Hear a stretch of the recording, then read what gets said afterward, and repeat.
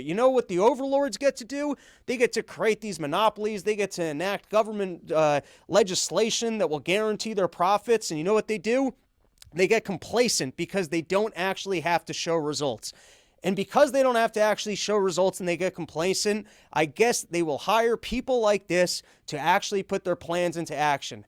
People that can actually have a good case, take out the person that they're trying to prevent from getting back into office, and then that person can go ahead and just blow it by having a romantic relationship with the prosecutor. So here's what they're claiming happened. The lady, she's got to hire a prosecutor. She hires her boyfriend. The boyfriend takes her out on lavish vacations.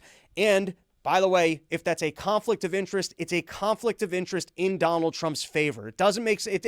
I wouldn't really describe it as a conflict of interest. Conflict of interest would be if Donald Trump's attorney turned out that he was getting the best blowjob, or if it was a lady, because Donald Trump does have hot lady lawyers, she ate the best box in the entire world. And then you had some other person come forward and go, and listen, I saw them in the back of the courtroom, and the DA agent was actually eating this lady's box, and she said that was the greatest box eating I've ever had in my entire life. And then you go, that's a conflict of interest. This lawyer can no longer represent Donald Trump because after she had her box eaten in the best possible way ever, she's not going to actually want to win this case because she's going to want to continue to get her box eaten. You see, that would be the conflict of interest.